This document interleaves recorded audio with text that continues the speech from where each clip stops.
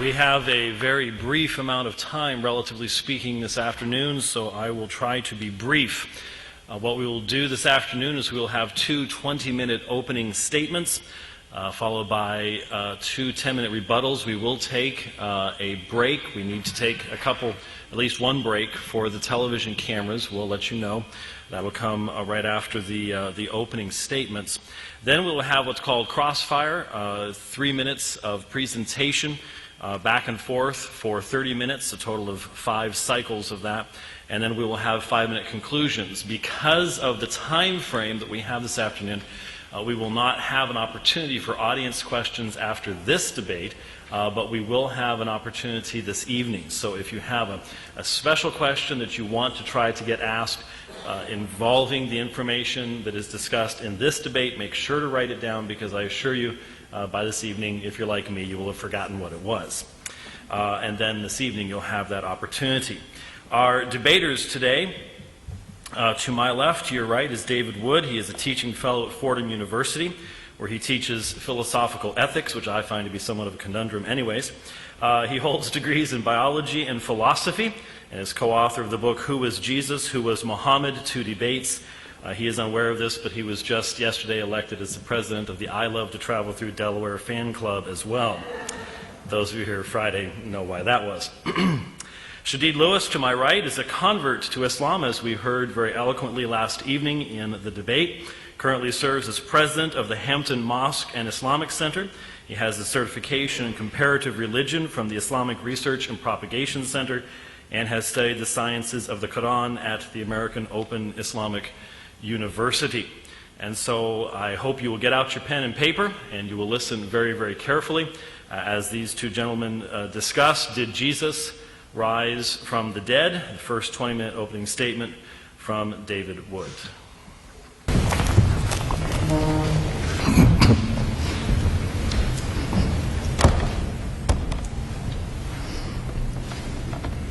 Am I on? All right. Well, good afternoon.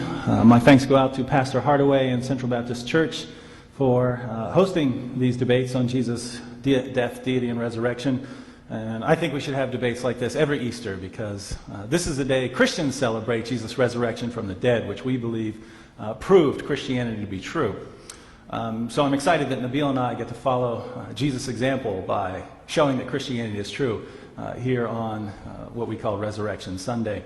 I'd also like to thank Shadid for his confidence and courage in coming into a Baptist church on Easter Sunday to argue that Jesus didn't rise from the dead. Since we're friends now, I can tell you you're in all kinds of trouble with God. Christians and Muslims agree on a number of issues. We agree that there is one God, all-powerful, all-knowing, holy, and good. We agree that God has sent messengers into the world, and that people like Abraham, Noah, Adam, David were mighty prophets. Concerning Jesus, we agree that he was born of a virgin, that he performed miracles, and that he was the Messiah. But we do have some disagreements on fundamental issues: the status of Muhammad and the Quran, the nature of God, whether he is triune, the reliability of the New Testament, and of course Jesus' death, deity, and resurrection. These areas of disagreement are extremely important for people who seek the truth. Because if Christianity claims one thing, and Islam claims something different, and it happens to be an area where we can go out and research to see where the evidence points, then we, even with all our limitations, can know what the true religion is. Jesus' death and resurrection are perfect for this task. Islam teaches that Jesus never died, that he wasn't even crucified, and hence that there was no resurrection.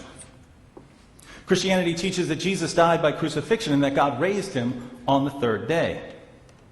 Both religions are making claims that can be investigated historically, which means that we can examine the evidence and determine which religion is confirmed by the facts. In this debate, I'm going to argue that Christianity is confirmed by the evidence for Jesus' resurrection. In order to prove my case, I'll need to do 2 things. First, I'll need to show that we have good evidence that Jesus died. And second, I'll need to show that we have good evidence that he was alive again after he died. Since the real dispute between Christians and Muslims is simply whether Jesus died by crucifixion, I'm going to give special attention to the evidence for Jesus' death and to some common Muslim objections to the facts of history. So, is there good evidence that Jesus died by crucifixion? Well, virtually every historical Jesus scholar on the planet says yes. Recently, Dr. Gary Habermas, one of the world's leading authorities on the evidence for the historical Jesus, completed a study of more than 2,700 modern scholarly works on the resurrection of Jesus. He added up the data and found that there are certain facts that just about all scholars agree on, and Jesus' death by crucifixion is at the top of the list. Conservative Christian scholars, liberal Christian scholars, even atheist and agnostic scholars agree that Jesus died by crucifixion. Let's look briefly at what non-Christian scholars have to say. Atheist New Testament scholar Gerrit Ludemann declares that Jesus' death as a consequence of crucifixion is indisputable. John Dominic Crossan of the infamous Jesus Seminar says that there is not the slightest doubt about the fact of Jesus' crucifixion under Pontius Pilate. According to Crossan, that he was crucified is as sure as anything historical can ever be. These are non-Christians. Marcus Borg, another member of the Jesus Seminar, states that Jesus' execution is the most certain fact about the historical Jesus. Jewish scholar, not Christian, Jewish scholar Giza Vermes says that the passion of Jesus is part of history. The passion is the series of events leading up to and including Jesus' death by crucifixion. Another Jewish scholar, Pinchas Lapid, concludes that Jesus' death by crucifixion is historically certain. According to Paula Fredrickson, the single most solid fact about Jesus' life is his death. He was executed by the Roman prefect Pilate on or around Passover in the manner Rome reserved particularly for political insurrectionists, namely crucifixion. And since no discussion of non-Christian scholars would be complete without Bart Ehrman, here's what Ehrman says.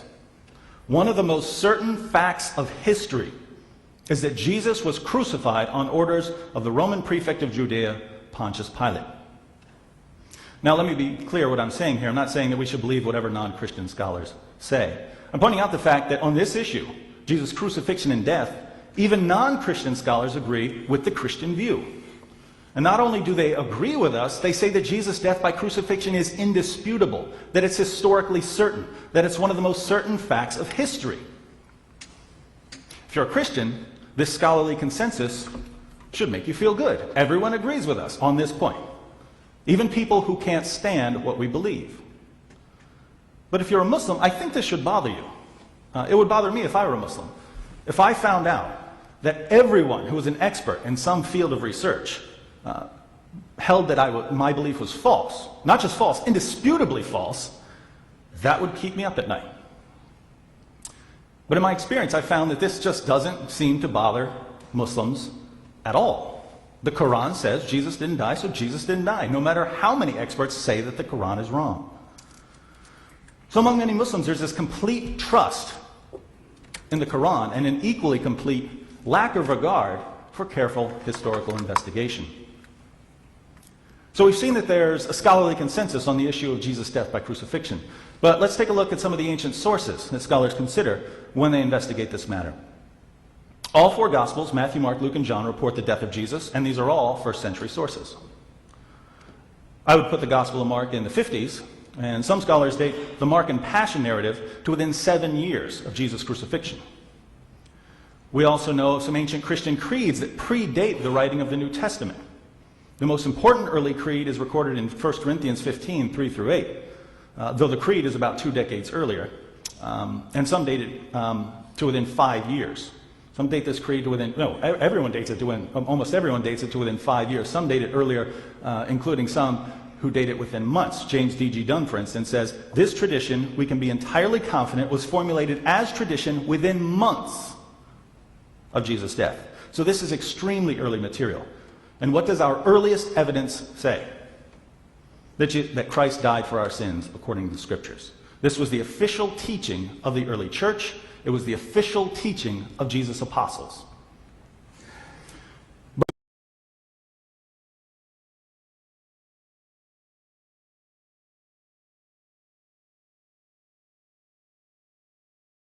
Suppose we want to be unimaginably critical of the Gospels and even of the early creeds that predate the Gospels.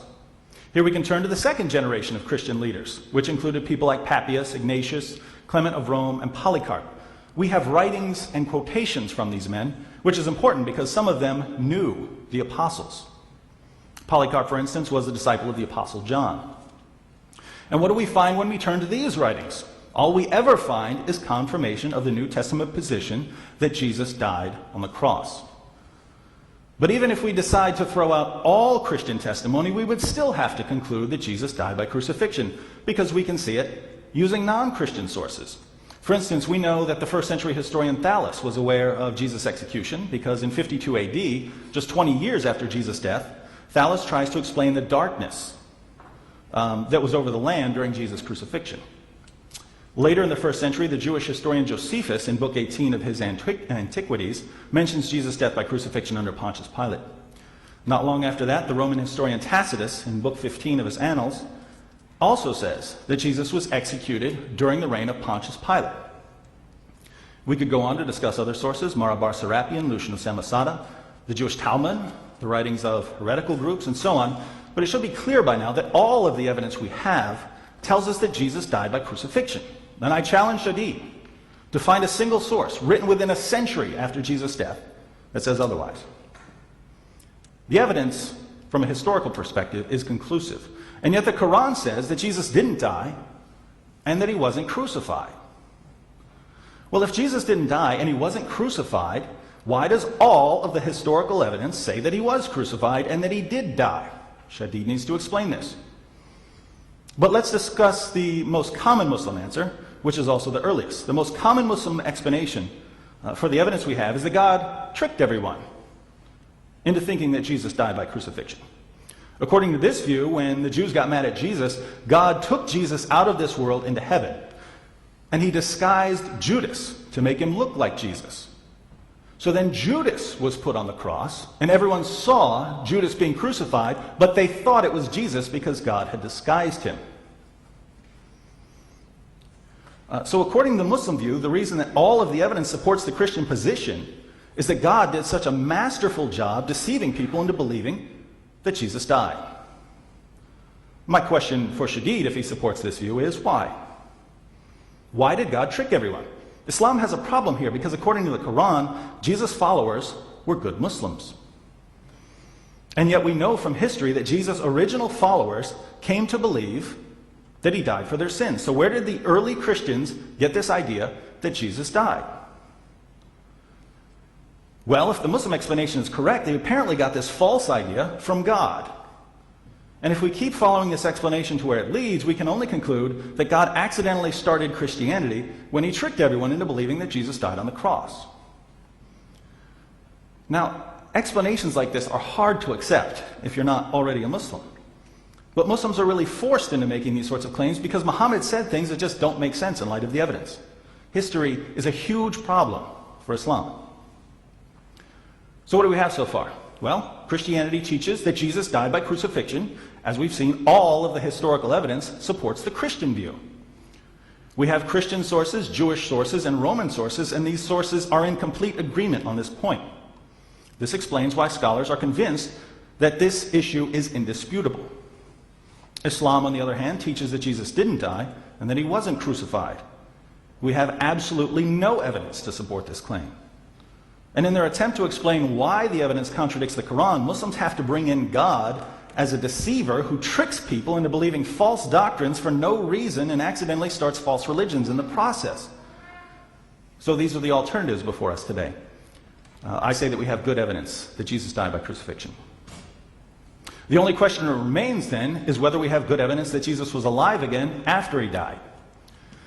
Let's consider three important facts and we can discuss the implications. Fact number one. On the Sunday after his crucifixion, Jesus' tomb was empty. We find this recorded in all four Gospels, including the early Mark and Passion narrative. But several other lines of evidence support the historicity of the empty tomb story. First, we know that the earliest Christian preaching took place in Jerusalem, and that the earliest Christian message was that Jesus had risen from the dead. But it would have been impossible for Christians to preach Jesus' resurrection in Jerusalem if his body were still in the tomb. The tomb then must have been empty. Second, even Christianity's opponents admitted that the tomb was empty. We know this because the earliest non-Christian response to the Christian message was that the disciples had stolen the body. This is what the enemies of Christianity were saying. They stole it. But if non-Christians were trying to explain why the tomb was empty, they must have known that there was an empty tomb that needed to be explained.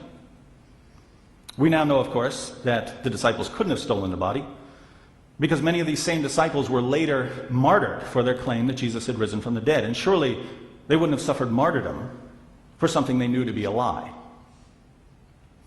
Third, according to the earliest accounts, the empty tomb was discovered by women. Some scholars consider this to be the strongest evidence that these accounts are true. In first century Israel, the testimony of women was considered far less reliable than the testimony of men. It follows then that if Christians were inventing the story of the empty tomb, they would have said that the tomb was discovered by male disciples like Peter, James, and John. So the only explanation for women being the primary witnesses of the empty tomb is that they really were the primary witnesses of the empty tomb. But if that's what really happened, then Jesus' tomb was empty on the third day after his crucifixion. Fact number 2. Jesus' followers were convinced that he had appeared to them, risen from the dead. Although scholars certainly don't all agree that Jesus returned to life, almost everyone does admit that Jesus' followers believed that they had seen the risen Jesus. In the study I talked about a moment ago, Habermas found that the vast majority of scholars hold that the disciples had experiences that they believed were appearances of the resurrected Christ. Scholars disagree about the nature of these experiences. Some say Jesus really appeared. Others say that the disciples must have been hallucinating because people don't rise from the dead. But nearly everyone agrees that the disciples sincerely believed that Jesus had appeared to them. According to Gerd Ludemann, the atheist New Testament scholar, it may be taken as historically certain that Peter and the disciples had experiences after Jesus' death in which Jesus appeared to them as the risen Christ. Likewise, Paula Fredrickson states, "I know in their own terms what they saw was the raised Jesus. I'm not saying that they really did see the raised Jesus. I wasn't there. I don't know what they saw. But I do know as a historian that they must have seen something." And we can't forget Bart Ehrman, who says that we can say with complete certainty that some of the disciples at some later time insisted that A, women from their group went to anoint Jesus' body for burial and found it missing, and B, he soon appeared to them, convincing them that he had been raised from the dead. Ehrman also says that it is a historical fact that some of Jesus' followers came to believe that he had been raised from the dead soon after his execution. Now, why do scholars agree that Jesus' disciples believed that he had risen from the dead? Well, we know from history that the apostles were preaching that Jesus had appeared to them. We know this from the early creed we talked about, which says that Jesus appeared to Peter, to the rest of the apostles, to James, and to more than 500 people at one time. Again, this creed goes back to within a few years of Jesus' crucifixion, and some say within months. We also know from the Gospels, from the letters of Paul, and other New Testament writers, and from the writings of the early church fathers, that Jesus' disciples were preaching that he had appeared to them. But not only do we know that the earliest Christians were preaching that Jesus had appeared to them, we also know that they weren't making it up, because many of them were later tortured and killed because they wouldn't stop proclaiming that Jesus is Lord and that he rose from the dead. Now, people can die for something that's false, but they have to at least believe that it's true. In other words, no one's going to die for something they know is a lie. And this means that Jesus' followers really believed that he had appeared to them. Fact number 3. Some of Jesus' foes, his enemies, were also convinced that he had appeared to them. We know historically that certain people who were originally weren't followers of Jesus became Christians because they were also convinced that he had appeared to them. James was Jesus' oldest brother, and he completely rejected Jesus during his earthly ministry. And yet the Jewish historian Josephus tells us that James was eventually stoned to death because he wouldn't stop preaching the Christian message. So what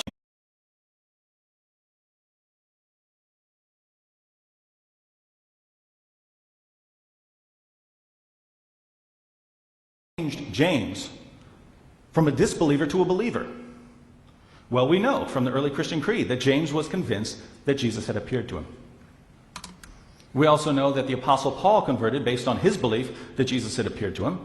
Muslims tend to make all sorts of accusations against Paul, which I find somewhat disturbing, considering one, that there is no evidence for the Muslim claims about Paul, and two, that Paul is one of the greatest, most dedicated followers of God who has ever walked this planet. But what's clear from the historical evidence is that Paul was a fanatical persecutor of the early church. As a Pharisee, Paul considered the Christian message of Jesus' sacrificial death, resurrection, and deity to be absolute heresy. And so he tried to destroy the early church. But as he was on his way to Damascus to persecute Christians, Paul converted because he too came to believe that Jesus had appeared to him. Now, there's other evidence we could discuss, and I'm sure that some of it will come out in the course of this debate. But I think we have enough to conclude that Jesus rose from the dead. We know that Jesus' tomb was found empty by some of his female followers on the Sunday after his crucifixion. We also know that both friends and foes were soon claiming that they had seen the risen Jesus. They were so convinced that Jesus had appeared to them that they were willing to endure torture and death for the privilege of proclaiming the Christian gospel. The question for us is this: what could have convinced these people that Jesus had appeared to them? This is the question I struggled with 12 years ago when I was a fanatical atheist. I just couldn't explain away these facts. I couldn't think of any theory other than the resurrection which actually accounted for all of the historical evidence. I concluded that Jesus of Nazareth rose from the dead, and I submitted to him as Lord. To sum up, we've considered two competing views. Christians believe that Jesus died by crucifixion and that he rose from the dead 3 days later. Muslims believe that Jesus never died and that he was taken up into heaven. As we've seen, all of the available evidence supports the Christian view. There's no evidence anywhere that supports the Muslim view. Of course, a person can still believe what Surah 4:157 says in spite of the overwhelming evidence against it. And if you're satisfied with believing things that are completely at odds with all of history, you can believe whatever you want. But for those of you who want a belief that fits the facts when facts are available, you'll have to look somewhere other than Islam. And I've never seen any religion that fits the facts as well as Christianity.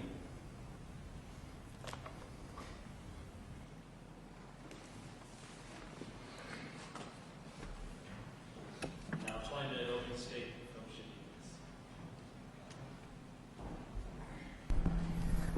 Bismillah ar-Rahman ar-Rahim. Assalamu alaikum, and greetings to the Christians in the audience. I just want to say very quickly, when David opened up, he talked about this day, and he mentioned Easter. I find that interesting that Christians constantly refer to this day, Easter, which is the name of a pagan goddess. So if you say you are believers of God, just as a little advice, I would say stop using this term Easter, because that is the name of the pagan goddess of fertility. So it's interesting that that name is used, sometimes even on your churches. It is the name of a pagan goddess. Be sure of that. But on the subject matter, David said that the Muslims, because of all the evidence, we have to stay up late at night. That would have been the case if we didn't have evidence that goes against what he has to say. So we don't have to stay up all night because there's evidence that supports our position. Now, the Quran in Surah 4, verse 157 says, speaking about the situation concerning Jesus, it says, "And because of their saying, we killed the Messiah, but they killed him not, nor crucified him, but it was made to appear so to them. And those who differ therein are full of doubts. They have no certain knowledge of it. They follow nothing but conjecture. For surely they killed him not." Now, what is conjecture? Conjecture is the formation of opinion without sufficient evidence. And I will show that that is exactly what the Christian position is. It is insufficient evidence, what they base their opinion upon. Now, in the Arabic, there are different Muslim views about what happened. And if you check the historical scholarly debates about it, Muslims had different opinions. Some had the substitution theory, others had that they took it that appeared meant it looked like he was killed, so forth and so on. But let me just be clear for that position. If you look at the Arabic does not say that that he was substituted. This is just something that some Muslims held, because the Arabic word is shubbiha. It means that a likeness or similitude. It could mean a likeness or similitude of Jesus, a likeness or similitude of killing, a likeness or similitude of crucifixion, or a likeness or killing of either or both. Okay, and lahum means was made for them. Okay, the Arabic word for substitution is a totally different word. Okay, it is a totally different word. But again, that is some Muslim theories. Now, from my research that I've seen, that it appears that this substitution theory has come, it existed before Muslims, in fact. You see? It existed before some Muslim, in fact. And to be clear, the Arabic word for substitution is, and excuse my pronunciation, Naib Wakil Halifa. That is substitute as a person, meaning a person was substituted, or a substitute person. And substitution as in substitute as a verb, the word is Amilhu Awad, or Yamalhu Awad. Okay? So that word, those words are not in what the Arabic says. So we take what Allah says. Allah said it was made to appear, it was made to appear. Whatever that means, Allah knows best. Okay? But the substitution theory is not new to Islam. Okay? If you look, for example, and of course, well, first of all, we know that the Christians at the beginning, they had many documents floating around before they came up with their canonized, the particular canon that they accepted. There were many different gospels and books and writings circulating around before they decided what was official. So don't be misled into thinking that, it was all cut and dry from the beginning. That is not true. There were many different writings, okay? And for example, the substitution theory spoken of in the Apocalypse of Peter, okay? Where it speaks about that Jesus was glad and laughing.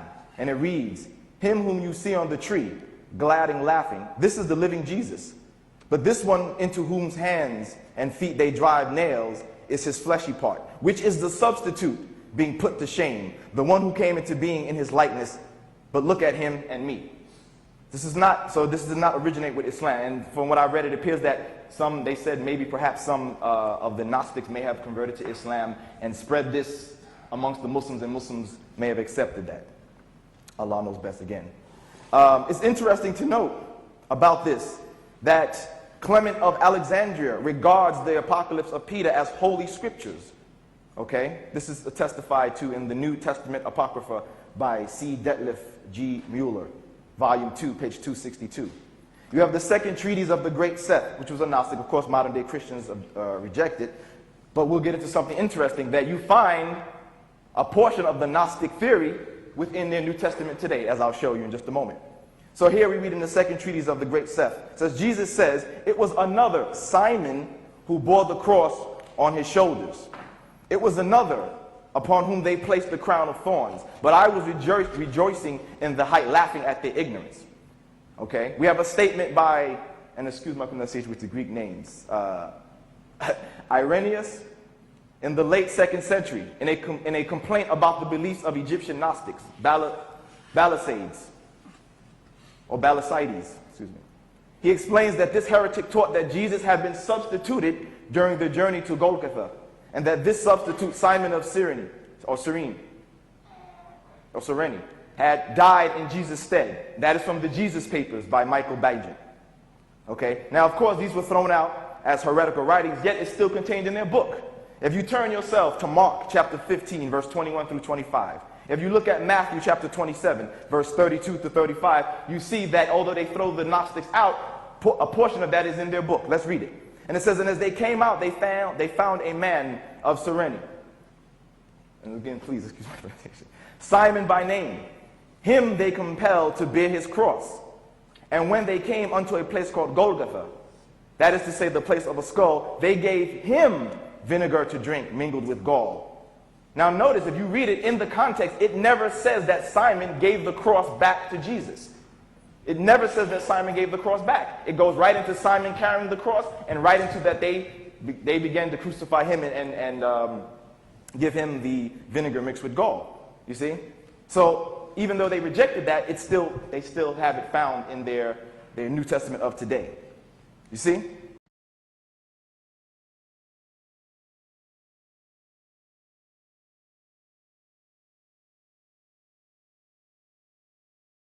And it says they crucified him. It never says the cross was taken back by Jesus. It just goes straight on from when Simon took the cross.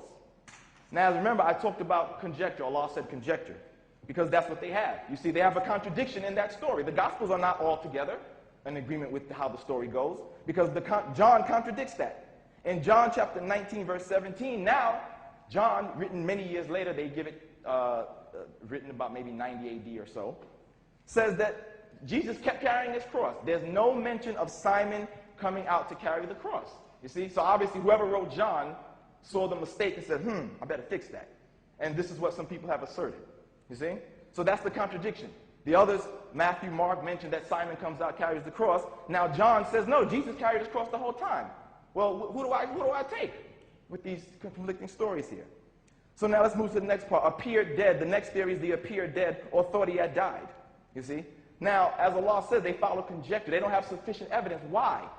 You see, they claim that eyewitness accounts. How? When these books were written many years later, they don't know who really wrote them, so there's no really way to confirm if they're eyewitness accounts. On top of that, from the internal evidence, we see that they're not really sufficient accounts. Conjecture. Why? Because Mark chapter 14, verse 50 says, all his closest followers forsook him and fled. Okay? Matthew chapter 26, verse 56, all the disciples forsook him and fled. They left him. Nobody really stood around to confirm what really happened. You see? When they did look, what does it say? Mark chapter 15, verse 40. They were looking on from afar. Okay? They were looking from afar. Therefore, they couldn't confirm exactly really what was going on, because they're looking from a distance afar. They never were right there on the scene. Matthew chapter 27, verse 55. Again, the women were beholding from afar. I'm looking. It looks like perhaps that's what's happening. I can't tell. I'm so far. I'm from afar. You see? Luke chapter 23, verse 49. Again, they're looking from afar. And then again, once again, the problem, because now we have a contradiction. Now, John chapter 19 cleans the story up, and he places Jesus' mother, her sister, the Mary, wife of Cleopas, Mary Magdalene. Now they're standing right next to the cross. Perfect, right? Clean the story up now. But all the others said they were looking from afar. Now all of a sudden they're right next to the cross, and they can see what's going on. Clearly you can see that somebody said, I better fix this. Okay? And then even then, if you look at John chapter 19, verse 27, before Jesus is alleged to have died, they leave anyway. He sends them away. In 1927, it says, and from that hour the disciples took her, his mother, and they left, and they went home. So nobody actually stayed there to see it. So no one remained to actually see if he died or not. Now, according to many writings, for example, I'm referring to the Jesus Papers by Michael Benjamin. I hope I'm pronouncing his name correct. But this is widespread information anyway, about the crucifixion. Many of them say that the crucifixion was reckoned to take about 3 days. Some say more. Okay? So, let's get into the so-called historical proofs. Okay? First of all, none of the non-Christian so-called historical writings are from Jesus' time. There is no eyewitness accounts from Jesus' time. They are all authors who lived after the alleged event. Okay? Now, I'm reading from the book I read last night, for those of you who were there, The Jesus Mysteries. Now, my opponent last night tried to downplay the authors of the book, but look, listen to them. Timothy Frecki, again, I don't know if I'm pronouncing his name right. He has an honors degree in philosophy and is an authority on world mysticism with more than 20 books published internationally. Peter Gandy has an MA in classical civilizations, specializing in ancient pagan mysteries. So please don't try to downplay my sources, okay? Here's what they say on page 133. This is an extremely literate period in history, they tell us, and they give us a list of pagan writers who wrote at or within a century of Jesus' time, which Jesus had to live. Again, it's a whole list of them. I don't want to go because that'll take some of my time. But it says these works of these writers would be enough to fill a library, but not one of them refer to Jesus. Okay? And again, these are from contemporaries of his time, not people like Josephus, Tacitus, who came years later. Again, none of them are eyewitness accounts. Okay? And look, you know what breaks down the whole total so-called historical facts? Turn to Matthew chapter 27, verse 52 and 53. It says that the graves opened, and many bodies of the saints which were dead came out of the graves and went into the holy city. I believe they're talking about Jerusalem, and appeared unto many. There is no historical record of that. That should have been written of more than Jesus coming to life. Dead people coming out of graves and walking into the holy city and appear to everybody, that should have been recorded by everybody if that happened. Even if they didn't see Jesus, they could have said, well, you know what? There was a time when people came out of the graves, dead people, we saw them, and then they could corroborate it with the story of Jesus' crucifixion. There is no, and if you show me, there is no historical evidence of dead people coming to life and walking into the holy city. None. So the question is, did Jesus rise from the dead? Where did we get this idea from? The idea comes from Paul in 2 Timothy chapter 2, verse 8. He says, remember that Jesus Christ of the seed of David was raised from the dead according to my gospel. You see? So now, he said that we make attacks on Paul. Well, we have to ask ourselves, is he trustworthy? You see? In Romans chapter 11, verse 13, Paul says, now I'm speaking to you Gentiles, inasmuch that I am an apostle to the Gentiles. I glorify my own ministry. He says it, not God. He glorifies his own ministry according to his own self. So is he trustworthy? Well, according to John chapter 7, verse 18, Jesus says, he who speaks on his own, they seek their own glory. But those who seek the glory of him who sent him is true, and no unrighteousness is in him. You see?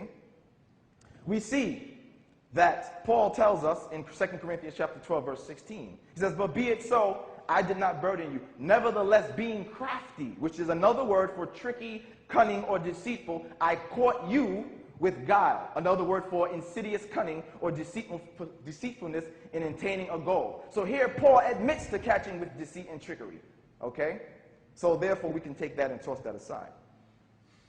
Now let's get into this now. So, did they kill him? Allah said they killed him not nor crucified him. And there are two different accounts. Many people don't know this. People say, well, why is Allah saying, doesn't it seem redundant that he's saying they killed him not nor crucified? Aren't both killings? Well, if you know that there are actually two accounts, you might know that. You might know why, perhaps, and I'm not trying to speak for Allah, knows best if that's what he means, but the evidence seems to support that. There are two accounts on how Jesus died. So Allah said he didn't die either way. Now, everybody's familiar with the common story, which is that the Romans did it, the Roman mode of execution. But how many of you are familiar with the Jewish mode? You see? In Acts chapter 5, verse 30, we see that it reads, the God of our fathers raised up Jesus, whom you killed and hanged on a tree. The Greek word here is xylon. It means a living tree, okay? And I'll show you from the context that most of the time, according to John D. Kaiser, from the book The Cross of the Christ, or an article The Cross of the Christ, he says in the majority of the cases, this word is rendered as a tree, a living tree. And we know from the context that it means a living tree, because this appears to show that it was the Jews that killed Jesus according to the Jewish law, where if you commit a blasphemy, the person is stoned to death first. He's killed first. After they kill you, they then drag your body and they hang you up on a tree, a living tree. Okay? Acts chapter 10, verse 39, again, makes the same reference. And we are witnesses of all things which he did both in the land of the Jews and in Jerusalem, whom they killed. He's talking about the Jews now. Killed and hanged on a tree. Okay? And we see that this is a reference to Deuteronomy chapter 21, verses 21 through 23, where the command to put a person to death by stoning and then hanging the person on the tree. All right? I have a few minutes, so let me just jump to the heart of the matter. Now, the heart of the matter is this. Christ, now, I'm going to stop my opponent's argument from the beginning, because I know what he's going to do. He's going to say, oh, well, the scripture says that Jesus said he would die and he was going to give his life willingly. Is that the case? You see? Because we see in Mark chapter 14, verse 34 through 36, that Jesus prays for death to be taken away from him. It doesn't appear that he wants to be this willing sacrifice. You see? He's praying very strongly, it says, for death to be taken away from him. And in Luke chapter 22, verse 43, it said there appeared an angel unto him, strengthening him, apparently giving him some assurance that you will be okay. You see? And we see that even up to the point of the alleged being put on the cross, Jesus appears to be expecting God's help. Because in Mark chapter 15, verse 34, he reads, my God, why hast thou forsaken me? Shows that he is still expecting the help of God to come from his prayer. We read in Hebrews chapter 5, verse 7, which says, he who in the days of his flesh, when he offered up prayers and supplications and strong crying and tears, unto him that was able to save him from death, and was heard in that he feared. You see? So now that we've shown that he wasn't a willing sacrifice and he prayed for God to save him, let's get deeper into it now. Let's go back to the beginning. Now, we are told in Mark chapter 8, verse 11 and 12, that Jesus was asked for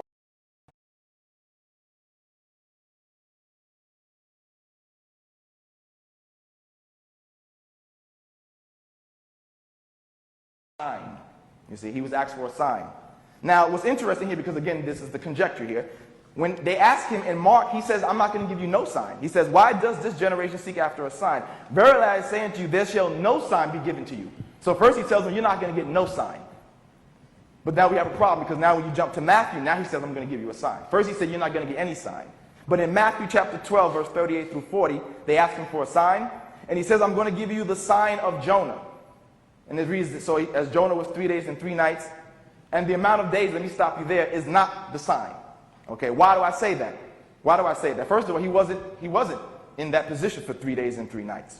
Okay, at most, he was only there only 1 day, Saturday, and 2 nights, Friday and Saturday night. So the 3 days, 3 nights thing falls apart there. So we know it's not the amount of time. Why? Because when we look further, we see that in Matthew chapter 16, verse 4, it mentions the sign of Jonah again, but no mention of days. In Luke chapter 11, verse 29, he again mentions the sign of Jonah, no amount of days. He just says he will be a sign unto this generation as Jonah was a sign unto the Ninevites. We're all familiar with the story, right? We read it as children. We saw the cartoons. How was Jonah, everybody? Can I get an answer from everybody? When Jonah was thrown in the water, was he dead or alive? Alive. When the whale came and swallowed him, was he dead or alive? Alive. When Jonah was in the belly of the whale, was he dead or alive? Alive. When he came out saved of a prayer from God, did he come out dead or alive? Alive. Jesus told you, I will be like the sign of Jonah. He gave you the hint. Allah didn't trick you. The hint and clue was given right there. You see? You missed it, but he told you, I'm going to be like Jonah, but you missed the sign. If they die believing that, too bad. Because I told you last night, it's not unusual, as your Bible tells you in 2 Thessalonians and 2 Chronicles, that God sometimes will send this spirit to make you believe a lie. The enemies of God, sometimes he'll send that lying spirit on you and make you believe that which is false as a punishment towards you. But Jesus, according to your book, appears to have tried to give you a sign and a clue of what was going to take place, but it appears that they missed it. You see?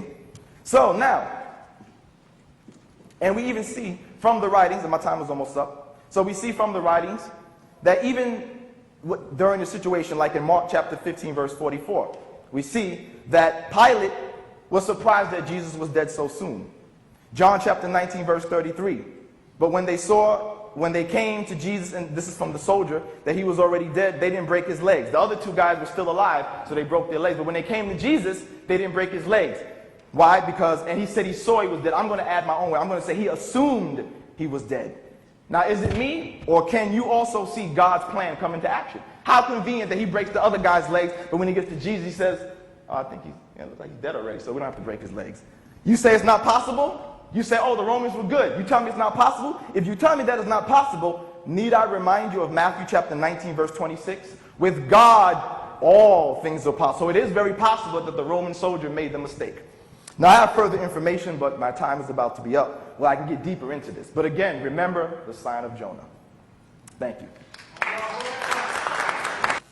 So we now move to the rebuttal period. Each speaker will have 10 minutes to respond to the other speaker's presentation, beginning with David Wood.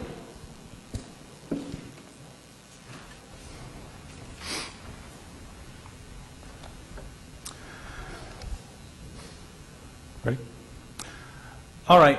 Shadid began by saying a remark about the day of Easter, that Christians should drop it. Some Christians actually agree with you and call it Resurrection Sunday. I don't mind too much. We stole that title from the pagans, but we used it for a practice that had been going on for centuries before. In the 4th century, the title Easter was adopted.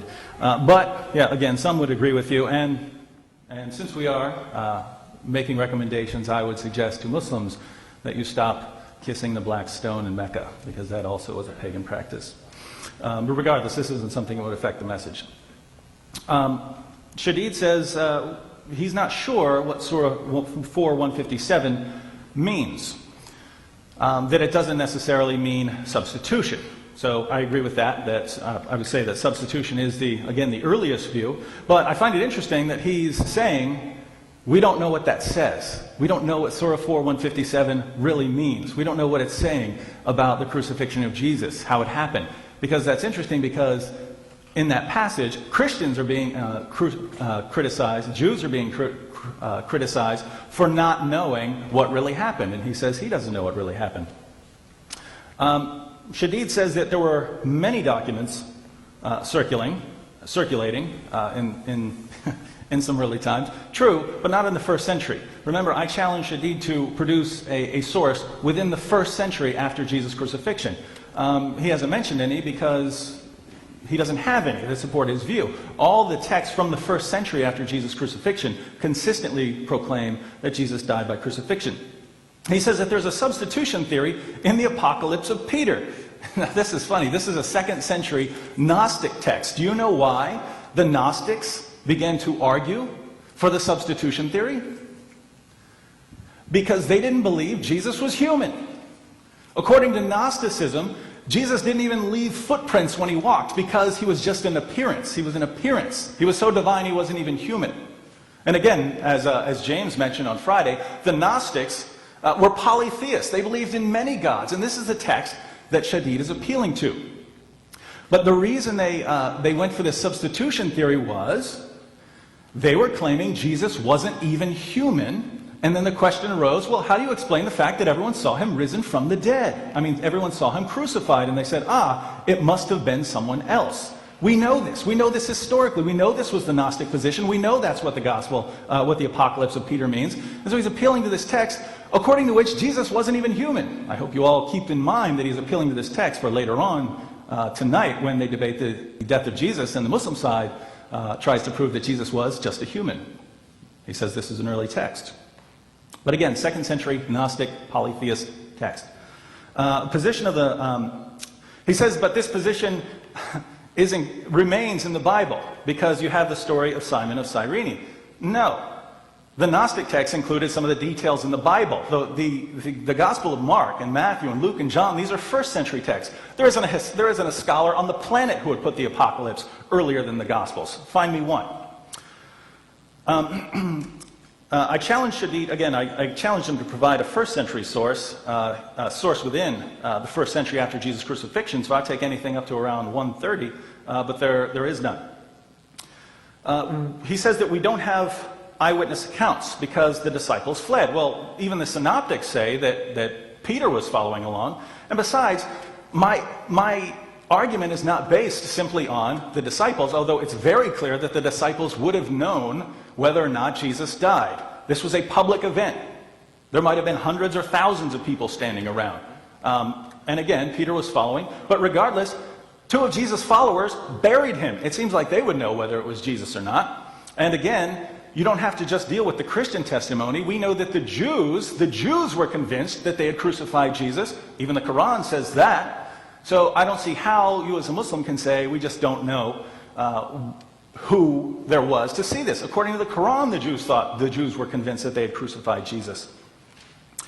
And by the way, the women were present, so we do have people who were there. And again, when these Gospels are being written, they're being written within the lifetimes of Jesus' followers. These people would have known. If you think these people who knew Jesus walked with him were standing, even at a distance, if you want to say at a distance, that they wouldn't have known and just had no clue that Simon was actually crucified instead of Jesus. Come on. He says we have no writings from Jesus' lifetime. That's true because the writing started after he died. But that would go for most of history. If you're going to write about someone, you usually write after the person dies. These writings are extremely early. Again, the Mark and Passion narrative, many scholars date to within 7 years. And the creed I appeal to, the 1 Corinthians Creed, when was this written? Scholars, even atheists and agnostic scholars, agree that this goes back to within 5 years of Jesus' crucifixion. How much earlier do you want? He says that we had, well, he appeals to Fricka and Gandhi in their book, and he says these guys are authorities because Fricka has a bachelor's degree in philosophy. That certainly qualifies him. Okay, well, that's the overseas version of a bachelor's degree. But think about it. It's in philosophy. What in this I have more than that in philosophy. I have more credentials than that. How would this make him a historical Jesus scholar? It has nothing to do with that. And Gandhi has a master's degree in ancient pagan religion.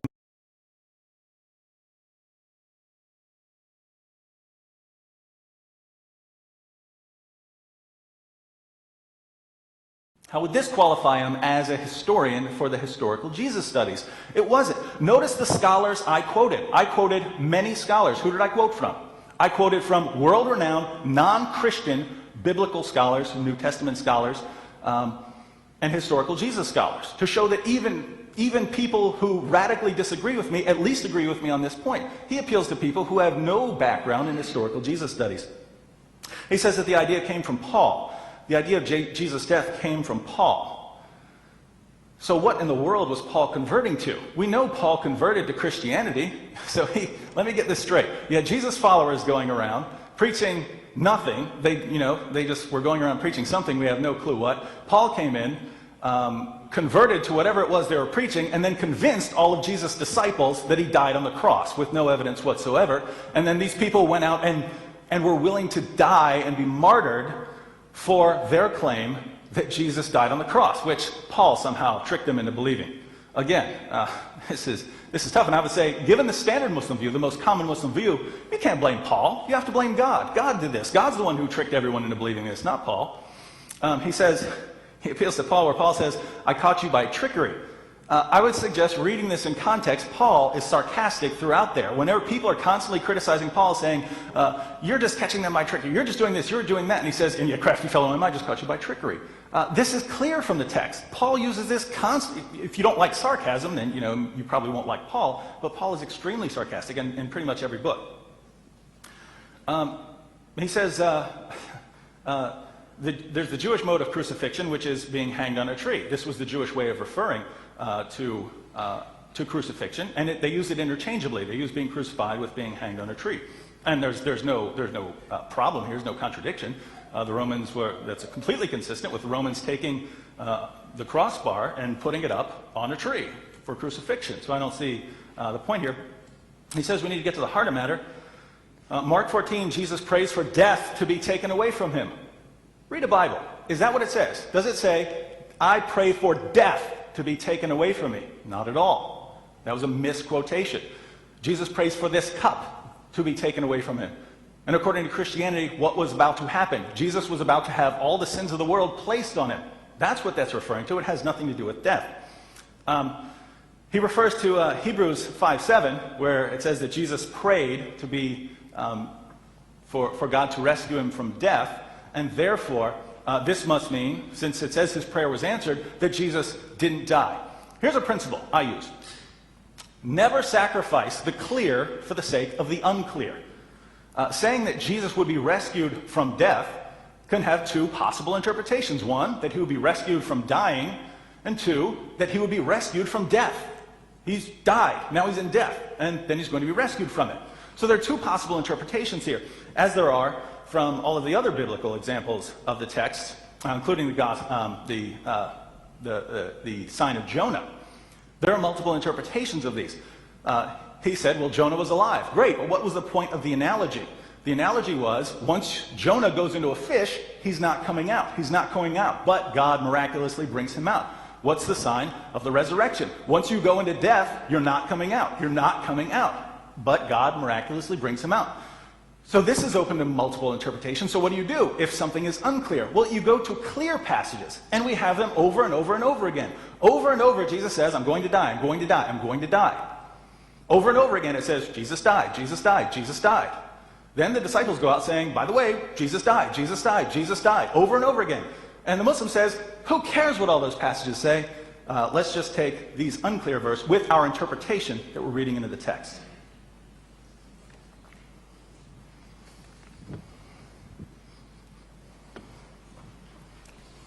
Now, Mr. Lewis has 10 minutes for his rebuttal period.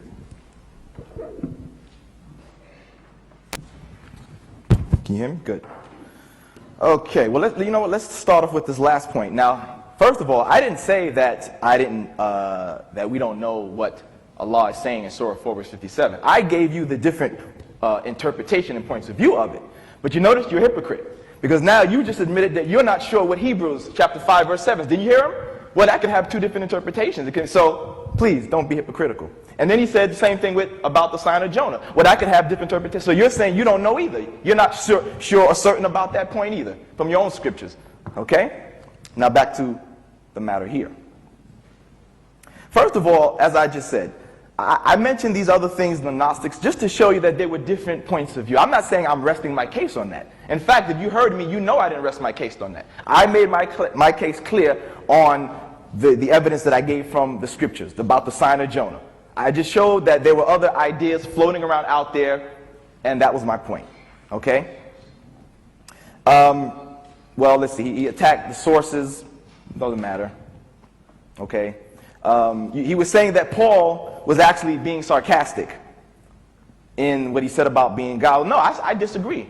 Because if you look in 1 Corinthians chapter 9, verse 16 through 23, he's showing that he pretended to be certain people in order to catch people. Read it what it says. It says, "For though I be free from all men, yet I made myself a servant unto all, that I might gain the more.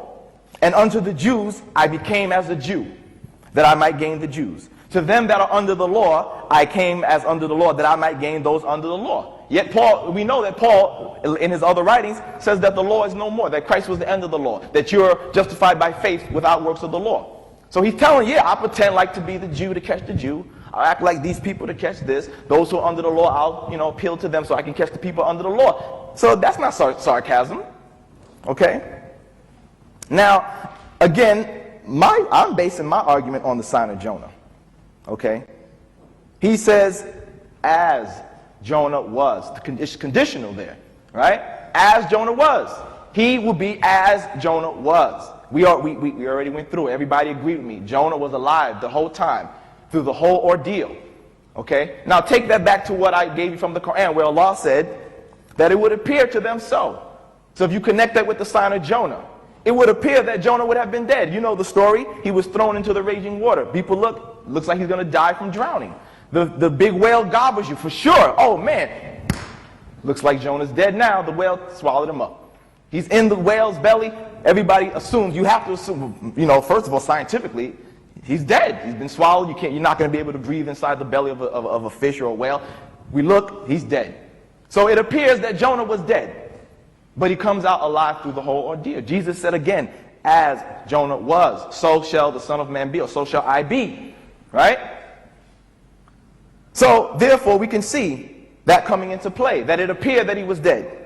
You see? Now, let's go further, since I'll use the rest of my time to finish my argument. Now, after the alleged crucifixion, or stoning and putting on the tree, because again, there are two accounts. And as I showed you that, what was read in Acts chapter 50, verse 30, was not just another way to say crucifixion, because it's appealing back to the Old Testament scriptures, showing that it's the mode of Jewish crucifixion. Stoning of death of the person and hanging them on a living tree, not a stake. And of course, we know that the historians can't agree whether it was a stake pole, did they have the beam across? They can't agree on what that was either. Okay? But nonetheless, you can see that it is talking about a living tree. And that shows evidence that this is referring back to the Jewish mode of execution. Okay? Now, another point, let me bring this up too, interesting too, is that when you look at Mark chapter 15, verse 43 through 45, you see that the Greek word is used here. And I'm reading from Michael Bangen's The Jesus Papers. When Joseph of Arimathea comes and asks for Jesus' body. It's a special note here. It says, if we look at the original Greek text, we see an important point being made here. When Joseph asks Pilate for Jesus' body, the word for body that is used is soma. In Greek, this denotes a living body. When Pilate agrees that Joseph can take the body down from the cross, the word that is used is, excuse my pronunciation, patoma. It's a different spelling. Okay? So we see that this means, this other word, patoma, or thoma, means a fallen body, a corpse or a carcass. In other words, the Greek text of Mark's gospel is making it clear that while Joseph is asking for the living body of Jesus, Pilate grants him what he believes to be the corpse. So it appears that whoever the writer of Mark, whoever wrote, they don't know, they can't tell you exactly who wrote it, but whoever wrote it, it appears that the Jesus survival is revealed right there in the actual gospel itself, based on the word, because those words are clear. If Joseph was asking for a dead body, there's a clear Greek word that denotes a dead body, as I showed here. But the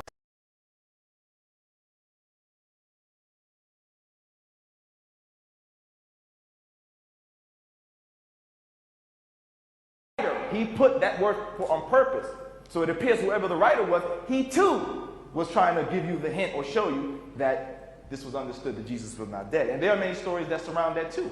That he was taken down and they brought the spices and the aloe, and according to what I've searched, that those particular things that were brought were healing things, healing items, not meant for embalming. Okay? Now, let's get to what happened after the alleged resurrection or crucifixion. We see that in Luke chapter 24, verse 36 through 39, that when Jesus appears to his disciples, they were terrified and scared and thought that they were seeing a ghost. Why? Why did they thought they saw a ghost? Well, the idea of that time, and this is backed up by 1 Corinthians chapter 15, verse 44. It says that in the resurrection of the dead, it is sown a natural body. It is raised a spiritual body.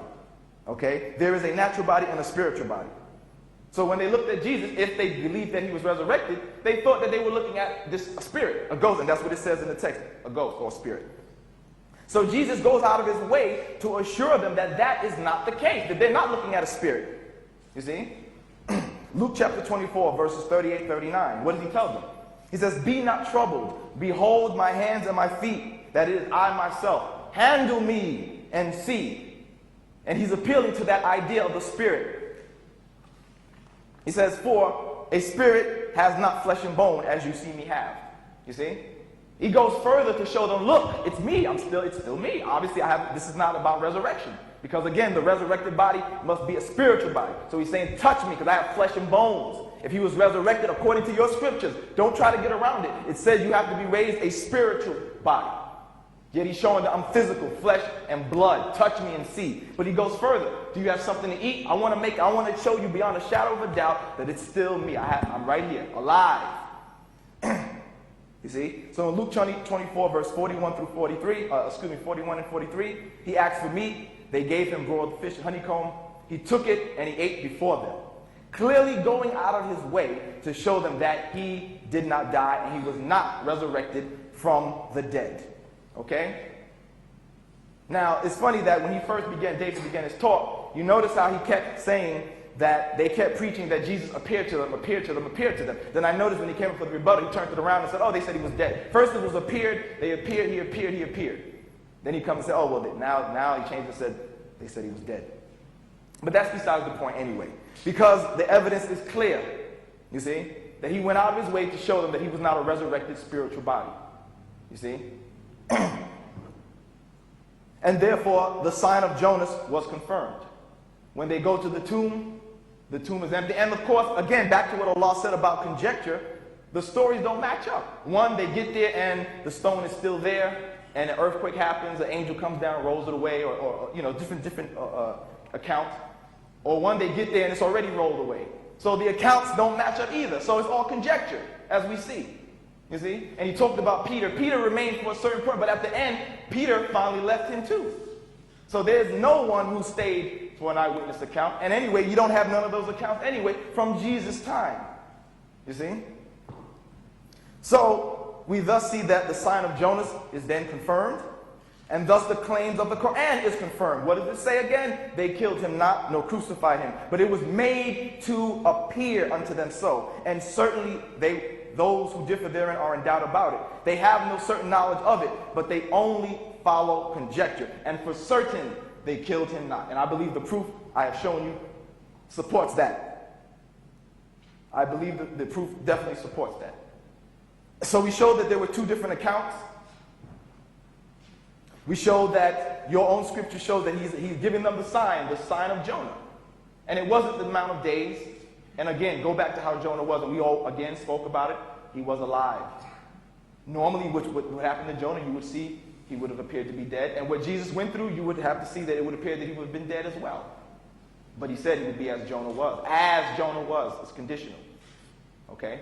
So keep that in mind. So again, I believe the evidence clearly shows that he did not rise from the dead because he has not been killed. Thank you.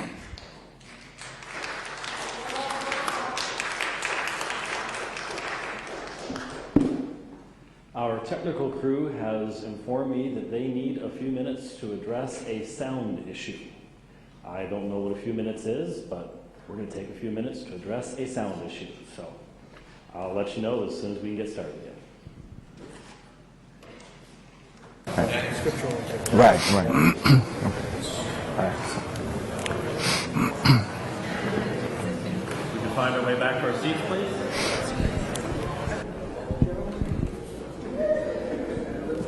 David and his 3 minutes. Check.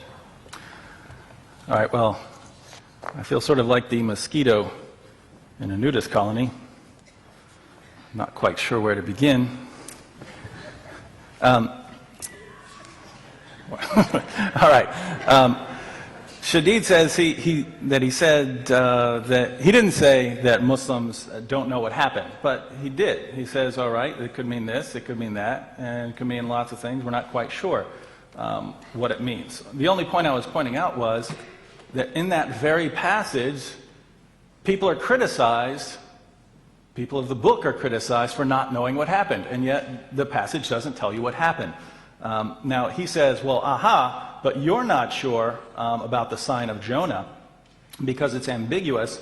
You're not sure what Hebrews means when it says that Jesus prayed to be saved from death and that his prayer was granted, saying you don't know what these mean, so no. We know exactly what those mean. We know exactly what those passages mean. How? Because we go by a principle. You interpret unclear passages. If a passage is ambiguous, you interpret that with a clear passage. In other words, if you've got a book and it says 10 things that are completely clear, and you get to one, and it could be interpreted in multiple ways, you use all those clear passages to interpret it. So in this passage, for instance, in Hebrews, he says, this passage is really saying that Jesus never died. It says his prayer was answered. He prayed to be delivered from death. This means God saved him from dying. Well, there's one way to check that. Let's look at what the rest of the book of Hebrews says. And Hebrews says over and over and over again that Jesus died.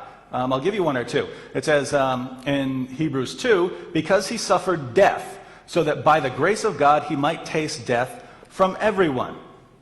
It also says, so that by his death he might destroy him who holds the power of death. It constantly refers to Jesus' death.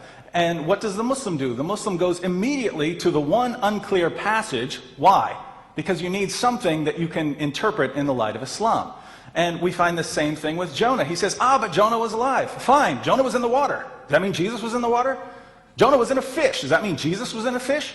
Analogies break down at some point. You have to look at what's being said, and you interpret this based on the clear passages. And again, it says over and over again, Jesus died, Jesus died. Jesus was heading up to Jerusalem. He says, I'm going there to die. I'm going to die. They're going to kill me. They're going to crucify me. He says this over and over.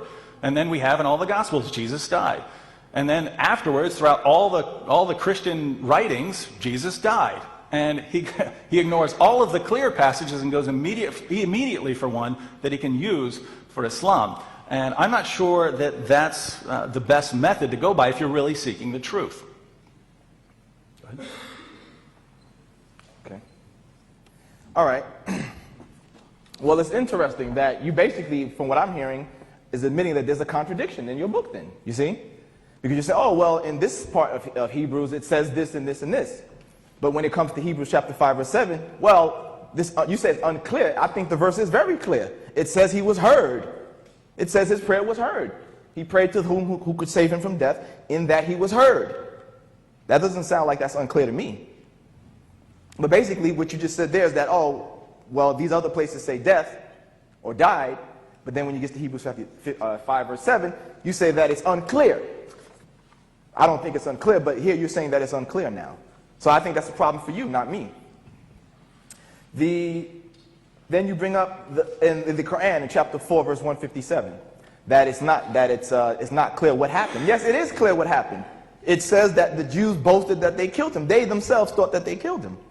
But Allah says they killed him not nor crucified him, but it was made to appear so. So it appeared to them and to themselves that they did it. And Ibn Taymiyyah, one of the scholars of the past, says this in his book, A Muslim Theologian's Response to Christianity, that it appeared to them. You see? So they're boasting that they did it because why? Allah said they didn't kill him nor crucify him, but it appeared.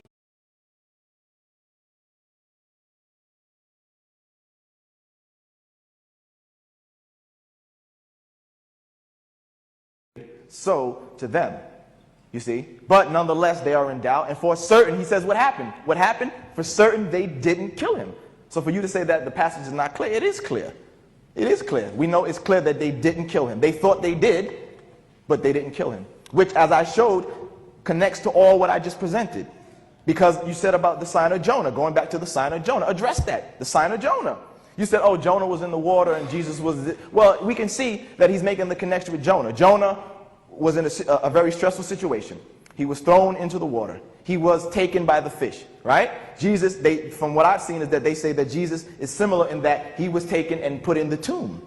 So therefore, he is entombed and Jonah is in the belly of the whale. The similarity is there. But nonetheless, he was as Jonah was. Jonah was alive the whole time. Jesus said to you, the sign that's going to be given is the sign of Jonah. If you disagree with that, then I would like for you to tell me what is the Christian interpretation of the sign of Jonah. But he already told us that it's unclear. He doesn't really know what the sign is. He's ambiguous. So therefore, I guess you can't answer my question on that anyway. I'm done. All right, well, let me be clear about what I mean here. When I say that the verse is ambiguous, I mean if you completely rip it out of its context, if you rip it out of the chapter it's in, if you rip it out of the book it's in, and you take it and examine it just in itself, it could mean more than one thing. But that when you put it in its context, in the context of all these various clear statements, it's impossible to misinterpret it. So there's no contradiction here. If you're saying that Jesus, in this parable of Jonah, is saying he's not going to die, and yet he says elsewhere, I'm going to die, I'm going to die, I'm going to die, your interpretation involves a contradiction, and that's the problem. Your interpretation involves a contradiction. My interpretation is completely harmonious. I say, all right, what does this passage mean? What does Jesus say everywhere else? He says he's going to die. So is he, in this passage, completely contradicting himself and saying, no, I'm not going to die? Of course not. So again, analogies, there's no one-to-one correspondence in an analogy. So you want to pick the one detail out, Jonah was alive throughout the ordeal, and say that this is what Jesus was referring to. Well, why not say, no, it's the water that Jesus was referring to, or it was the fish that Jesus was referring to, because we know that that's not what Jesus was referring to. And I would say, given the context of the entire book that this is in, we know that Jesus wasn't using this as a parable to say that he's going to survive throughout the crucifixion. So we interpret it based on the light of what Jesus said, that he's going to die and that he's going to rise from the dead. So what is the parable? You asked me to tell you. Well, Jonah went into the fish. If you get swallowed by a fish, you're gone. You're not coming out. Jesus went to death. He was crucified. He was killed. There's no coming out of that. There's no coming out of death without the help of God. So Jonah was rescued by the help of God out of the fish. Jesus was rescued out of death by the help of the fish. I mean, by the help of God. Sorry. So you admit that it was clear. You admit based on the Quran that it was clear to the Jews that they had crucified Jesus. You said no. It was clear to the Jews that they crucified Jesus. But you just contradicted yourself. You're saying the Jews all believed that they crucified Jesus, and yet Paul came in years later and started this belief in Jesus' crucifixion. That's a contradiction. So here's what I'm seeing as far as methodology is concerned. I go to the earliest text, I lay out what the text says, I gather all the clear statements together, and I base my claims on all the clear statements. I go to scholars who are world-renowned scholars. I see what they have to say. I go to Jewish sources, Roman sources, Christian sources. You go and you look immediately for whatever you can use to support your view. If it's a Gnostic text, you'll use a 2nd century Gnostic text. If it's a book by two people who have no background in historical Jesus studies, you'll use that. And so it's this pick and choose method that just isn't appealing to me when it comes to Islam. Okay, as I said earlier, I brought up the Gnostic Gospels just to show that there were different opinions. I repeat, I am not appealing to that as my proof. I gave you my proof from your scriptures about the sign of Jonah. I mentioned those just to show you that there were different opinions. That's it. To show you that the idea of substitution didn't originate with Islam. That was what I was showing. Okay. Now, you were saying that there's a contradiction between what the Quran is saying, that the Jews did it, and yet I'm saying that Paul came up with the idea. Sir, 1 Thessalonians chapter 2, verse 14 and 15, it says the Jews killed Jesus. Okay? It says that right there. Of the Jews who killed Jesus and their own prophets. So that's not a contradiction, okay? And I showed you also in Acts chapter 5, verse 30, Acts chapter 10, verse 39, Acts chapter 13, verse 29, that throughout these scriptures, you can see that this is showing that this is referring to the Jewish mode of execution, not the style that we saw in the movie The Passion of Christ. It says, "For the God of our fathers raised Jesus up, whom you killed and hanged on a tree." Okay? And as John D. Kaiser shows us in the Cross of the Christ, it's showing that this is what he's appealing to. He's going back to Deuteronomy chapter 21, verses 21 through 23, showing that this was the Jewish mode of execution. And even the Sanhedrin, the Talmud Sanhedrin says this, that Jesus, according to them, was stoned to death and then hung on a tree for idolatry and witchcraft. Okay? So Allah's, what I said is not a contradiction. They did believe that they did it. But as Allah says, it was made to appear. But for certain, they did not do that. You see? So again, going back to what I'm showing you, that your scripture is saying that the Jews killed him. You have two accounts, people. There are two different accounts. Many people only are familiar with the account that you saw in the movie, in The Passion of the Christ. You see, that the Romans did it. The Jews passed him to the Romans, but the Romans are the ones who beat him up and did all these things to him and put him on a cross, because that's the part that's been sensationalized for you in the movie. So that's the part that you only know. Read your scripture, see. You'll see there's two different accounts. This account from Acts is not saying what you've seen in the Passion of the Christ. Okay? So again, the evidence is clear.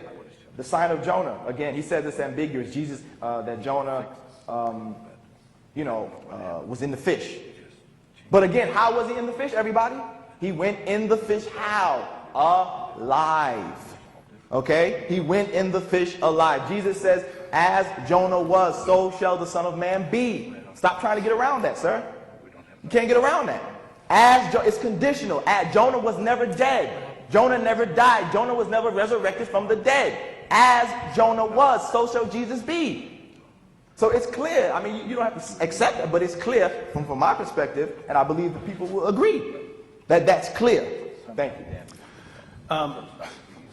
I'll just say that no one, until Muslims came along, ever interpreted the passage of Jonah that way.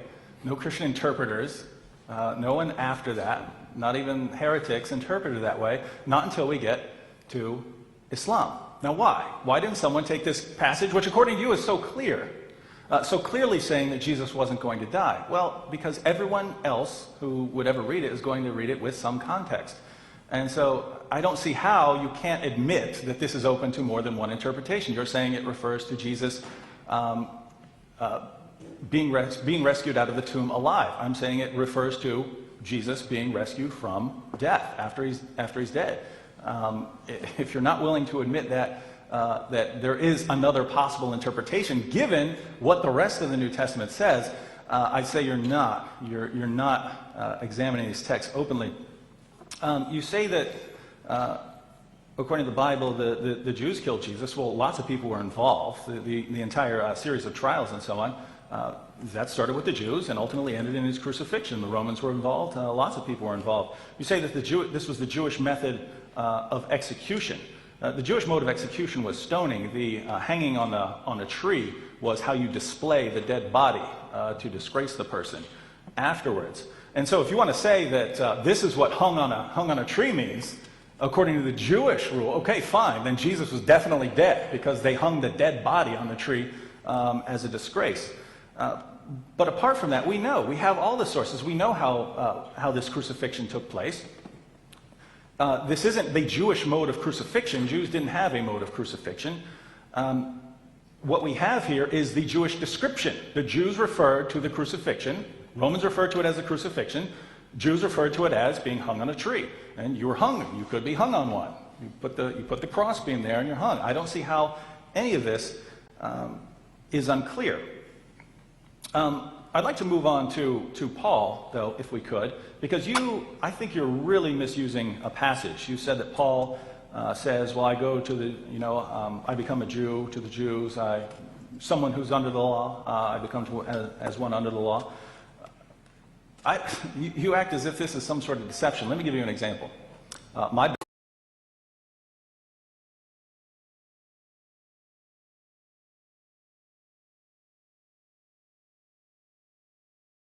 friend throughout college was Nabil. When I was around Nabil, I would not touch pork. I would not touch it. I would not go near it. Why? Because why would I want to offend my best friend over food? That's the point Paul is making here. If you go to the Jews, if Paul's going to the Jew, you're going to have Jewish customs. Not because you're under them, but because why would you want to offend them when you're trying to preach to them a message? If you're going to the Gentiles, you don't come with a bunch of Jewish customs because they're not even going to listen to you. He's talking about these things. It's over and over again in Paul's letters. He talks about food regulations and so on, and not offending people, not offending others, not offending your brothers. So, okay. All right. Well, that's what you can take it that way. And look what you did, right? You came and pretended not to eat pork in front of Nabil, and what you did, you caught him, and now he's following your misguided ways. So there it is. You see, you could have easily said, what do you care? What do you care? You eat pork. It's permissible for Christians to eat pork, so what do you care if he doesn't eat it? Why would I care about that? If I have the truth, I don't have to, change myself in order to make you happy. If I have the truth, I'll speak the truth, and if I eat a certain type of food and you don't like that, well, you don't like that. I don't have to try to impress you. But see, that's how Christianity operates, and this is a whole new subject. When they go to Africa and things like that, why do you think a lot of times we hear about these problems going on? You see? I have articles of deceptive tactics going on in different places of missionary work. But that's a whole other subject. So again, you were saying, as far as the sign of Jonah, that there was no such interpretation of it. You see, but you can't give me a definite, because you yourself already said it's ambiguous. Remember, keep those words in your head. He said ambiguous. He can't give us a definite understanding of that. But that's why Islam comes along, to guide you into all the correct truth. You see? Now he talks about the rest of the New Testament, and he said lots of people were involved. But again, your book says the Jews did it. They don't say everybody is responsible. 2 Thessalonians says that the Jews did it. Not everybody was involved. It says that the Jews did it. Okay. And again, Acts chapter 5, verse 30 is making that clear. And you said, that confirms your point because they hung the body. How many times must I repeat what the Quran says? They thought that they killed him. So if it did take place that way, and they stoned him and killed him and hung him up, whatever it is, Allah says they thought that they did it. But again, I repeat, Allah says, but for certain they did not. Those who say this, you following conjecture. And as I showed you, your Bible says a whole bunch of different contradictory things. All the accounts of what happened afterwards, whether the stone was rolled away before they got there or afterwards, was it 2 angels or 1 man, 2 men, all of this, you see? All of this is just, you can see the story doesn't even go along in consistency. So it doesn't, you're really not making any points there to say, if I go to another, because there's contradictory statements being made, you see? And again, you're still ignoring the fact that there are 2 different accounts, you see? And let me say this to you. Why is it then, if that's the case you want to take, then that when he appears to his apostles, that they thought they saw a ghost, and he's trying to assure them that he's not a spirit. He says flesh, the spirit does not have flesh and bone as I have. Why is he going out of his way to show them that therefore he is not what they thought they saw, based on the idea that a resurrected body is a spiritual body? Yet he's going out of his way to show them that I'm flesh and blood, and a spirit does not have flesh and blood. All right, you've brought up a lot, so I'll try to respond quickly. You say that if I'm around my Muslim best friend and eating pork offends him, I should say, heck with you, I'm just going to eat a bag of pork rinds right in front of you, right in your house, whatever. I don't care what you think. We just have to disagree on that, Shadid. My best friend is, and in fact the Bible says, if eating meat offends my brother, I will never eat meat again. That's Christian love right there. So if you disagree, that's just on you. You said that you agreed that the Jews thought they killed him. Yes, and my point was here, you agree that according to the Quran, the Jews believed that they had killed Jesus. Okay, so there is this view at the very beginning that the Jews killed Jesus. Fine, but you said Paul brought this view in later. Now, if the Jews are running around believing they crucified Jesus, how can you say Paul brought this in years later? That just doesn't make sense.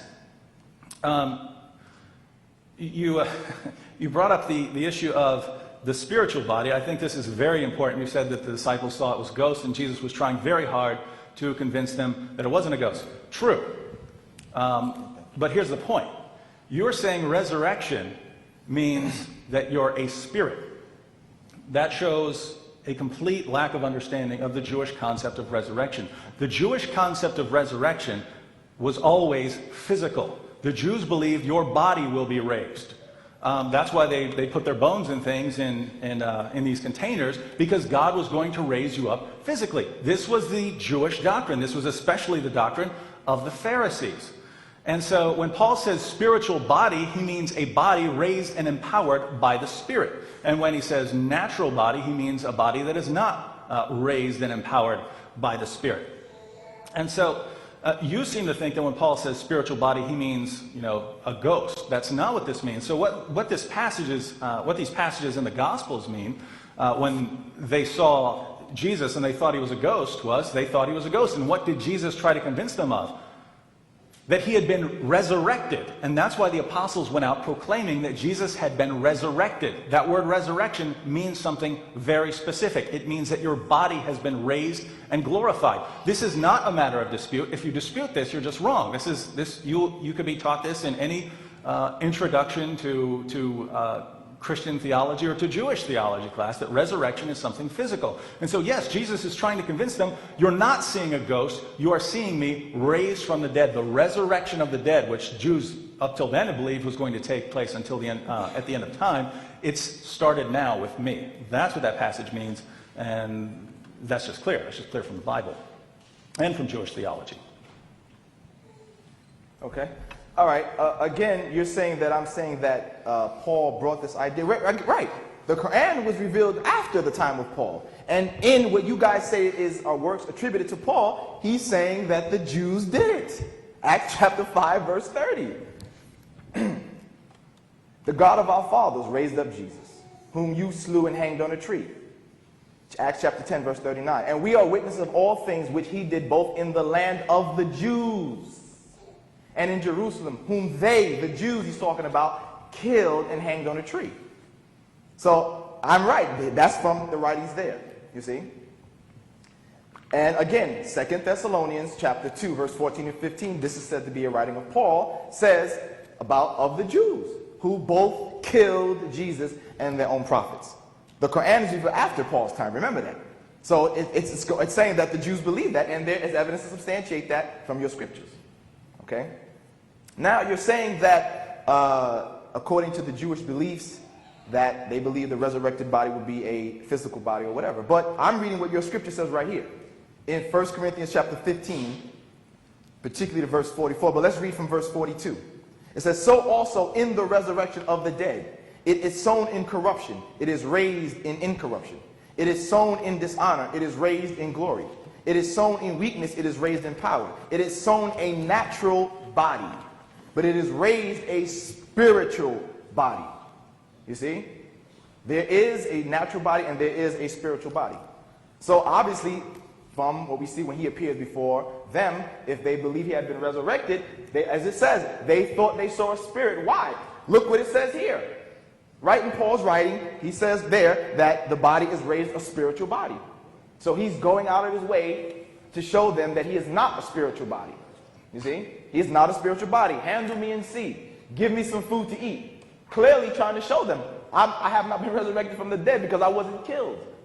You see? It's me. Handle me and see. Give me some food to eat.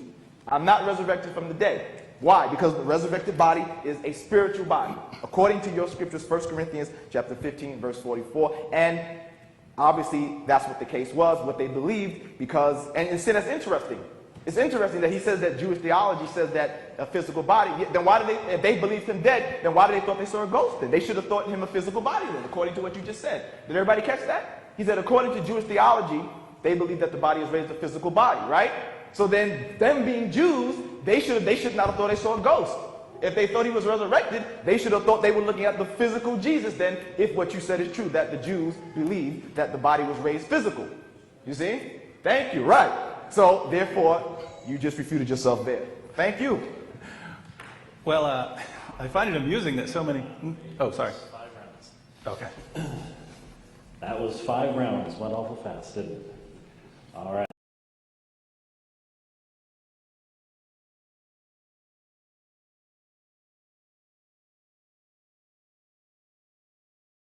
Now, in the next 10 minutes, Two gentlemen will have 5-minute closing statements, and they will resolve all the disputes right here in the next 10 minutes. I'm sure we're all looking forward to that. We'll begin with David Williams.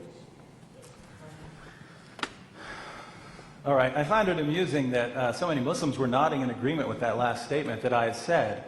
Well, they thought that it was a ghost, and Jesus was trying to convince them otherwise. And yes, you've refuted David. No! These Jews believed that you could be a ghost. The resurrection was something else. You could come back as a ghost. But the resurrection was something that happened at the end of time when God reunites the spirit with your body. That was what the resurrection means. And so there's no problem here as long as you understand some basic Christian and Jewish theology. And they're consistent. Now, I'll just say a few things, which I think will close us out. Certainly many more unresolved issues. I'll say, Shadid, I'm not a master of Greek, but I'm in my 4th semester. Everything you said about Greek was wrong, and I'm only in my 4th semester. We don't have time to go through it right now, but just keep that in mind, that it's not the best idea to get all of your Greek information from, I have to say it, Muslim sources, unless you're really reliable. Let me talk about a couple of principles. One, never sacrifice good history for bad theology. Let me clarify what I mean here. I go to history, I ask a question, did Jesus die by crucifixion? I go to Roman sources, I go to Jewish sources, I go to Christian sources, I go to all the earliest sources I can find, dating from within a couple of years to within the next century, and all of them agree that Jesus died by crucifixion. And then I go to modern scholars. I look at all the positions of renowned scholars on these issues. I say, all right, what do these scholars say? What do non-Christian scholars say? Because I'm interested in what they have to say. Because they're not biased in favor of my view, so I want to know what they have to say. And I look at them. I look at Ehrman. I look at what the Jesus Seminar has to say. I look at what all these people have to say, and they all agree. They all agree. And by the way, I can count the number of historical Jesus scholars, New Testament scholars in the world who even question Jesus' death. I can count that on one hand. Well over 99% consider Jesus' crucifixion, death by crucifixion, a historical fact. So I look at that and I say, all right, that's good history. I approached that well. I didn't go with biases. I checked out what non-Christians had to say. Everyone agrees Jesus died. And now the standard Muslim explanation, which I'm glad that Shadid doesn't appeal to. He sounded like you've gone a little amity on me by appealing to the idea that Jesus was crucified and was just rescued from that. But the standard Muslim interpretation, which I'm sure several Muslims in here believe, was that God did trick everyone into believing this. And this certainly fits with the text of the Quran. If you go with this and you bring in God as a deceiver to trick people into believing false things, I'd say that's bad theology. So I'm not going to throw out good history for the sake of that sort of bad theology. I'm not saying that Muslim theology in general is bad. I think that much of Muslim theology is good. So that's one principle. Two, never sacrifice, said this before, never sacrifice the clear for the sake of the unclear. You don't go to the ambiguous passages and use them to throw out all of the clear passages. No, you go to the clear passages, and then if you ever run into an ambiguous passage, Jonah, Hebrews, you look at all the clear passages, and in this case, the clear passages are completely consistent. Jesus died, Jesus died, Jesus died. Anything else? Any other principles? Well, I would say never confuse evidence with maybe. I laid out all my sources. I laid out all the comments of scholars. And, well, maybe this passage means this. Maybe the Greek means that. No, the Greek doesn't mean that. The passage doesn't mean that. So why am I going to throw out the evidence, all the evidence that's laid down for a bunch of misinterpretations of all these various texts based on misinterpretations of the Greek? Who would this convince? Now, it seems the only issue we discussed tonight is whether Jesus was crucified. I've argued that Jesus was raised from the dead as well. Shadid never responded to any of that, so we can conclude that he has no dispute with this. But if he has no dispute with that, then if we can conclude that Jesus died, and again, all the historical evidence, when examined at face value and not tried to twist it to Muslim use, when we examine all of this historical evidence, It's very clear that Jesus died. And since my case for Jesus' resurrection afterwards was never refuted, I say that we've seen that according to the evidence, not according to the Muslim view, but according to the evidence, Jesus of Nazareth rose from the dead.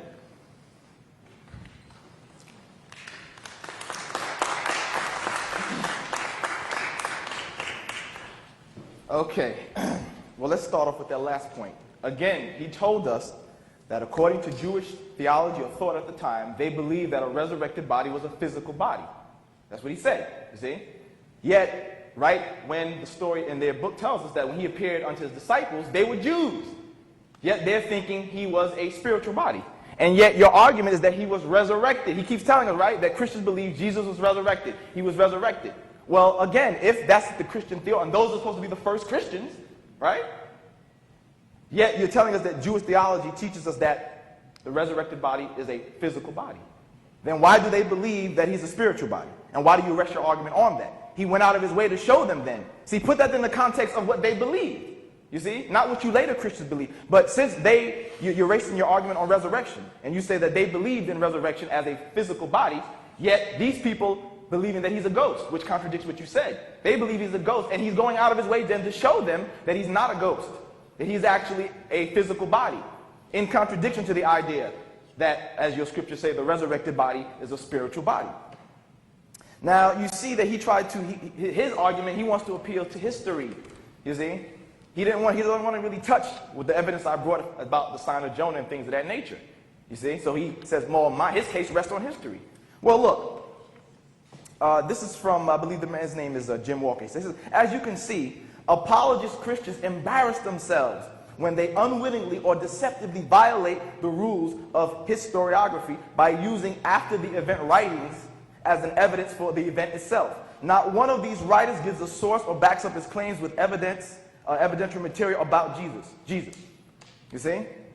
Most of these people, Tacitus, Josephus, etc., who they appeal to, again, wrote after the fact. And the sources that I have show that they wrote from hearsay, because they weren't eyewitnesses. So how could they know for sure? They were Christians running around telling you this, so they just, well, this is the history there, you see?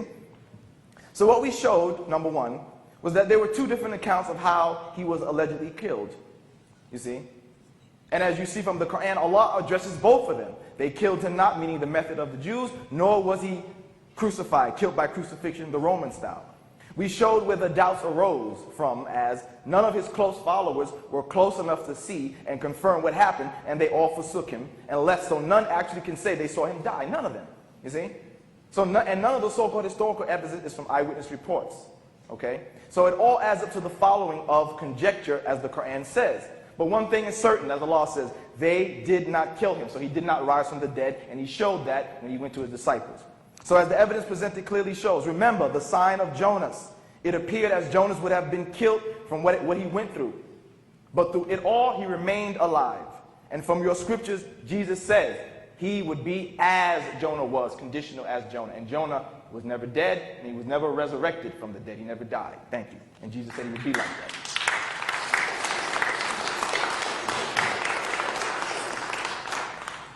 Thank you very much. I believe Nabil has some announcements about the brief amount of time we have between now and the next debate, and any other housekeeping duties we have. Thank you, everyone, for showing up. You have the surveys with you. Please fill them out and leave them on the table in the corner.